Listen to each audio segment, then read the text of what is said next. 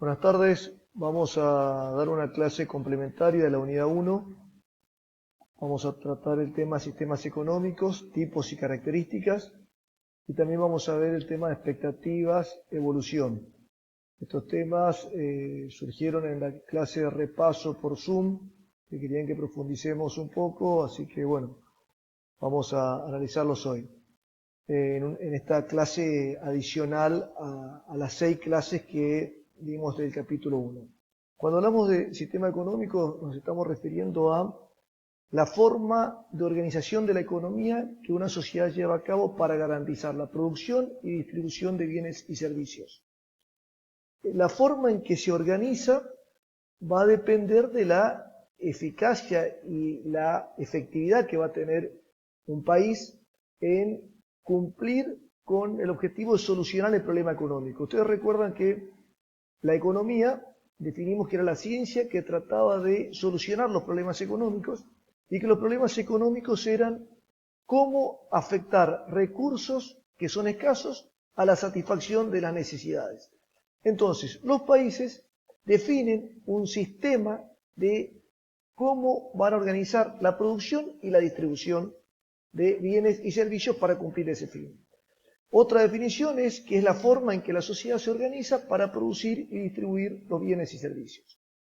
Vamos a ver que según cómo se organice un país, se responderá de manera diferente a las 3 preguntas fundamentales de la economía. Recuerdan, en principio de economía veíamos que las 3 preguntas fundamentales son ¿qué producir?, ¿cómo producir? Y ¿para quién producir? Cuando un sistema económico es definido por un país, tiene que definir el rol que van a cumplir 3 instituciones claves en cualquier economía. Una, ¿va a existir propiedad privada o los factores de la producción van a estar en manos del Estado? Por otro lado, el Estado, ¿qué rol va a cumplir en la economía? ¿Va a tener una intervención activa o va a tener una intervención mínima?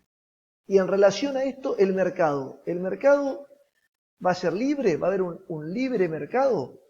Siempre en los sistemas económicos encontramos los extremos, o todo mercado o todo Estado. Y en el medio de esto están la mayoría de los países, como vamos a ver en este cuadro, donde vemos que los sistemas económicos actuales parten de 2 extremos. El sistema capitalista, también denominado el liberalismo o sistema liberal o económico liberal, donde el mercado es el que se encarga a través del sistema de precios de decidir qué, cómo y para quién producir. El sistema capitalista extremo, la participación del Estado es mínima, como vamos a ver más adelante. En el otro extremo tenemos el sistema socialista de planificación central, donde el Estado no solo que es dueño de todos los factores productivos, sino que también es quien decide y quien planifica qué, cómo y para quién se va a producir. Y en el medio tenemos a la mayoría de las economías actuales del mundo, que tiene un sistema mixto donde funciona el mercado, pero con intervención del Estado.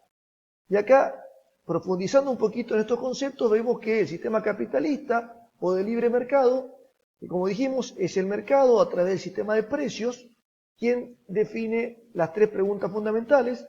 El sistema de precios es aquella mano invisible que hablaba Adam Smith, que decía que en los mercados competitivos, en el libre juego de la oferta y la demanda, había una mano invisible que permitía que se igualen la oferta con la demanda y que determine un precio. Ese precio es el que define si el demandante va a comprar o no, y por lo tanto es el que va a definir si la empresa va a producir. O sea, no hace falta que una mente defina qué producir, sino es el juego de la oferta y la demanda el que da señales a los agentes económicos de si deben producir o si deben consumir. Si el precio de un bien es demasiado caro y tiene sustitutos, nadie va a comprar ese bien, entonces el mismo sistema de precio le va a estar dando la señal al productor de que no debe producir ese bien porque no tiene demanda y que debe reemplazar por otro. ¿Cuál es? Todo el sistema capitalista se mueve en un esquema de libertad económica y, como dijimos, la propiedad privada es clave. En el otro extremo, el socialismo, es el Estado el propietario de factores productivos, es la administración central, el gobierno quien define qué y cómo para quién producir. No hay economía de mercado, con lo cual no hay un sistema automático de precios. Los precios los fija la autoridad económica en función a la cuestión política y muchas veces, al ser el propietario y quien distribuye los bienes para satisfacer las necesidades, ni siquiera es necesario que exista un esquema de precios en los sistemas comunistas extremos. ¿Quién es el pensador del comunismo? Carlos Marx. Ahora vamos a ver un poquito de historia. La ventaja que tiene es que da una igualdad económica y social, pero la desventaja es que genera ineficiencia productiva y falta de incentivos de los trabajadores y de los agentes económicos porque no reciben en función al esfuerzo que dan. En el medio encontramos todas las economías, prácticamente todas las economías actuales. Es la economía mixta, el mercado funciona con el libre juego de la oferta y la demanda, pero el Estado interviene con diferentes grados de intensidad. La propiedad de los factores productivos está en manos de las personas y de las empresas, pero el Estado se puede reservar la propiedad de algunos sectores que denomina estratégicos y ser el encargado de proveer de estos servicios como ser energía, transporte, servicios públicos. También en las economías mixtas el Estado se encarga de proveer bienes públicos. Los bienes públicos son aquellos que el sector privado no los prestaría porque no obtendría rentabilidad al hacerlo, como ser plazas, carreteras, puentes. Y también el Estado, en un sistema mixto, interviene en la economía para corregir los fallos de mercado, como ser la concentración y las externalidades positivas y negativas. Siempre, desde el origen del sistema capitalista o liberal, el Estado cumplió alguna función. Adam Smith decía que el Estado debía cumplir el rol de garantizar la defensa frente a otros países, debía garantizar la justicia y establecer y mantener obras e instituciones públicas útiles. El Estado moderno, 200 años después de lo que planteó Adam Smith, 240, 50 años, plantea, acá tomamos lo que sugiere Stiglitz, sugiere que el Estado en un sistema de mercado debe, por un lado, garantizar el marco institucional para que la oferta y la demanda opere eficientemente, por otro lado, propiciar y mantener la estabilidad macroeconómica y el crecimiento, y también corregir las imperfecciones y fallos de mercado, como ser la tendencia a la concentración, a la formación de monopolios, etc. Hacemos un poquito de historia. Cuando Adam Smith, en el último cuarto del siglo XVIII, saca su libro La riqueza de las naciones y plantea el nacimiento de la economía como ciencia y el surgimiento del liberalismo económico, lo hace criticando el sistema que estaba imperante en ese entonces, que era el mercantilismo. El mercantilismo era, los estados nacionales llevaban adelante una política proteccionista de fuerte intervención, pero donde no estaba la libertad de ejercer el comercio y la industria y la actividad económica, sino que era el Estado quien asignaba el monopolio a determinados sectores vinculados al Estado. Entonces, Adam Smith en alguna forma fue un revolucionario que vino a plantear un sistema de libertades y se coincide con la Revolución Francesa, que marca el inicio de la burguesía, la terminación y la muerte al sistema feudal y el surgimiento de la burguesía como una nueva clase social que podía, con la libertad política y la libertad económica, ejercer el comercio, la banca, la industria, y fue la clase revolucionaria en ese entonces y que después, en el siglo XIX, Marx plantea que era la clase privilegiada. Fíjense cómo se va dando una evolución, y lo que fue revolucionario en la Revolución Francesa fue el mismo sector social que se hizo rico y que Carlos Marx decía que era el sector que explotaba a los trabajadores.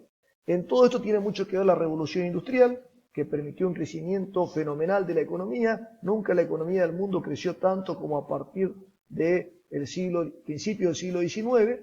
Pero ¿qué pasa? No todo es color de rosas y todo este crecimiento tuvo una contracara que fue la injusticia la mala distribución del ingreso, la explotación de las empresas sobre los trabajadores, y esto dio lugar al surgimiento del socialismo utópico y también del comunismo marxista, que Carlos Marx, con el libro El Capital, plantea una crítica rotunda al sistema capitalista y plantea que la revolución de los trabajadores va a llevar adelante un gobierno, o va a permitir que surja un gobierno comunista.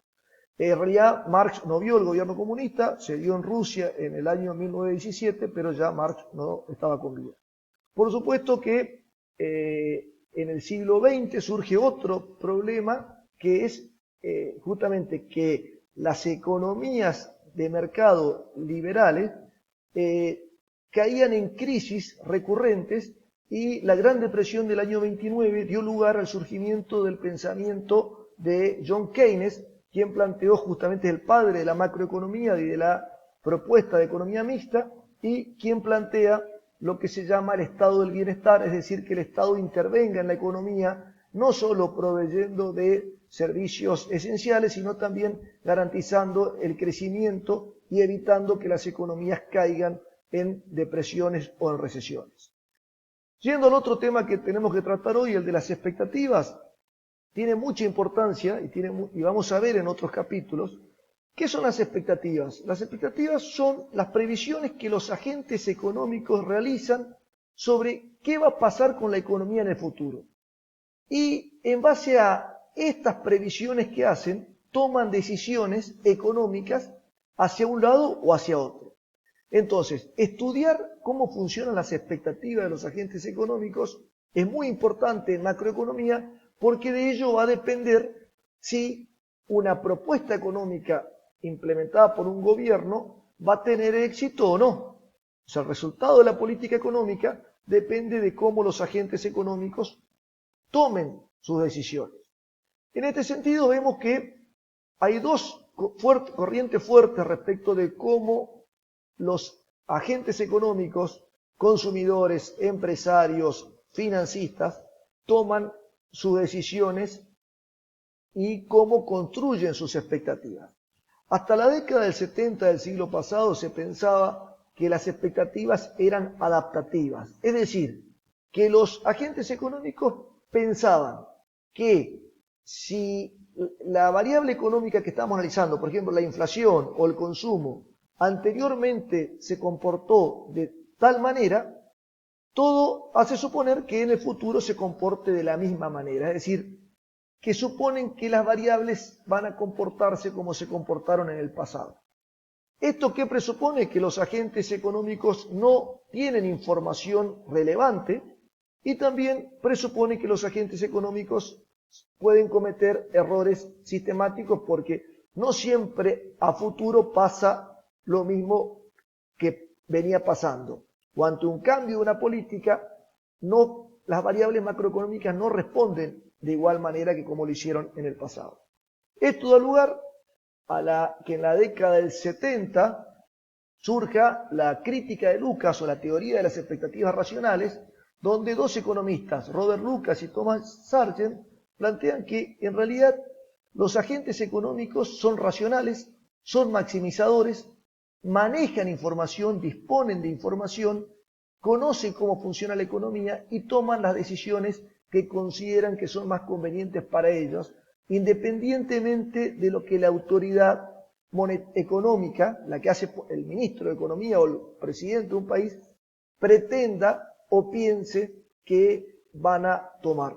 Es decir, los agentes económicos analizan qué va a pasar con la economía y actúan en consecuencia. Esto llevó a que la efectividad de la política económica, como se venía concibiendo con la teoría de Keynes, de que el Estado tenía mucho poder y que podía decidir salir de una recesión aplicando políticas, esto en realidad le quita poder a esa visión. ¿Por qué? Porque dice, no, el gobierno puede pretender que la economía crezca, pero si los agentes económicos creen que el programa económico va a fracasar, actúan en consecuencia y seguramente termina fracasando. Esto también se estudia en otros lugares como la teoría de las profecías autocumplidas, que hacen que lo que la gente cree que va a pasar, al final termina pasando. Muchas gracias.